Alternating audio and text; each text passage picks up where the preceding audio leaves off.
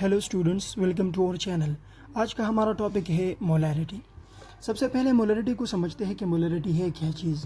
जिस तरह हम सोल्यूशन के कंसंट्रेशन को in terms of percentage represent करते हैं कि ये प्लाना सोल्यूशन जो है वाटर और फॉर एग्जांपल वाटर और सॉल्ट का सोल्यूशन है, तो हम कहते हैं कि ये सोल्यूशन 10% है, ये 20% है, ये 30% है। तो इसका मतलब क्या होता है कि कितना परसेंट उसमें सोल्यूट की मकदार मौजूद है। तो जिस तरह हम सोल्यूशन के कंसंट्रेशन को in terms of percentage explain करते हैं, बिल्कुल इसी तरह हम सोल्यूशन के कंसंट्रेशन को इन टर्म्स ऑफ मोलैरिटी भी जो है ना वो एक्सप्लेन कर सकते हैं।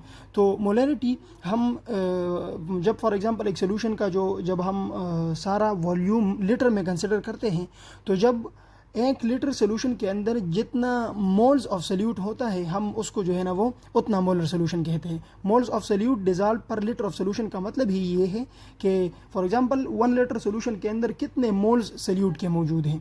इसको समझने के लिए हमें एक एग्जांपल को समझना होगा। फॉर एग्जांपल अब अगर हम 1 molar solution of sodium chloride बनाना चाहते हैं तो हम क्या करेंगे। फॉर एग्जांपल सोडियम क्लोराइड का 1 मोलर सोल्यूशन हम बनाना चाहते हैं तो हम क्या करेंगे। सबसे पहले हमें चाहिए कि हम सोडियम क्लोराइड का फार्मूला मास फाइंड आउट कर लें। तो फार्मूला मास हम सोडियम क्लोराइड का किस तरह फाइंड आउट करेंगे। हम पीरियोडिक टेबल से सोडियम और क्लोरीन का एटॉमिक मासेस देखेंगे। तो जब हम जिस तरह मॉलिक्यूलर मास को कैलकुलेट करते हैं, जितने मॉलिक्यूल के अंदर जितने एटम्स होते हैं उन सारे एटम्स का एटॉमिक मास हम जो है ना वो उसका अलजेब्रिक सम करते हैं और इससे जो आता है वो उस मॉलिक्यूल का मॉलिक्यूलर मास होता है। क्योंकि अब सोडियम क्लोराइड फार्मूला यूनिट इसमें हमारे पास एक सोडियम एटम है और एक क्लोरीन एटम है। तो जैसे ही हम पीरियोडिक टेबल से सोडियम और क्लोरीन के एटॉमिक मासेस का अलजेब्रिक सम लेते हैं तो इससे आता है 58.5 AMU। ठीक है, तो अब जब हम इस 58.5 AMU को ग्राम में ले लेते हैं, 58.5 ग्राम्स हम ले लेते हैं, तो इसका मतलब ये होता है कि हमने सोडियम क्लोराइड का 1 मोल ले लिया है। ठीक है, अब अगर हम 58.5 ग्राम सोडियम क्लोराइड को थोड़े से पानी में डिज़ोल्व करते हैं। फॉर एग्जांपल ये मैंने 58.5 ग्राम सोडियम क्लोराइड ले लिया है, इसको मैं एक ग्लास ऑफ वाटर में, फॉर एग्जांपल इसमें 200 ml वाटर मौजूद है, इसमें मैंने ये 58.5 ग्राम सोडियम क्लोराइड डाला और इसमें मैंने इसको डिज़ोल्व कर दिया।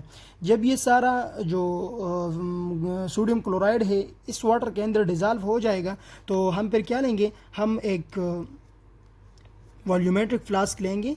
ठीक है, जिसका वॉल्यूम जो है 1 लीटर के बराबर हो या इसका जो वॉल्यूम है वो 1000 ml के बराबर हो।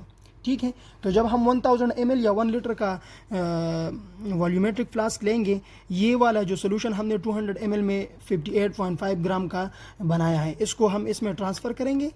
ठीक है, और फिर इस वॉल्यूम को जो है ना हम डिस्टिल्ड वाटर से इसका वॉल्यूम यहाँ तक ले आएंगे, जहाँ तक 1 लीटर जो वॉल्यूमेट्रिक फ्लास्क है इसका जहाँ तक मार्क है वहाँ तक ले आएंगे।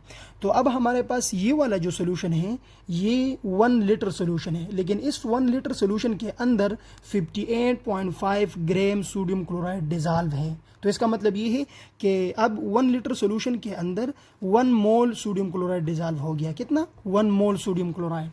तो जब 1 लीटर सोल्यूशन के अंदर जितने मोल्स सोल्यूट के होते हैं तो हम कहते हैं कि ये इतना मोलर सोल्यूशन है। तो इससे अभी अंदाज़ा लगा सकते हैं हम कि this solution is 1 molar solution of sodium chloride. This solution is 1 molar solution of sodium chloride. तो अभी हमें पता चलता है कि सोडियम क्लोराइड का 1 मोलर सोल्यूशन हम किस तरह बनाएंगे। हम थोड़ा सा पानी पहले लेंगे, उसमें हम 58.5 ग्राम सोडियम क्लोराइड डिज़ोल्व करेंगे और फिर उस सोल्यूशन का जो फाइनल वॉल्यूम है उसको हम 1000 ml तक ले जाएंगे। तो जैसे ही हम 1000 ml तक ले जाएंगे तो वो हमारा 1 मोलर सोल्यूशन सोडियम क्लोराइड का बन जाएगा। ठीक है स्टूडेंट्स।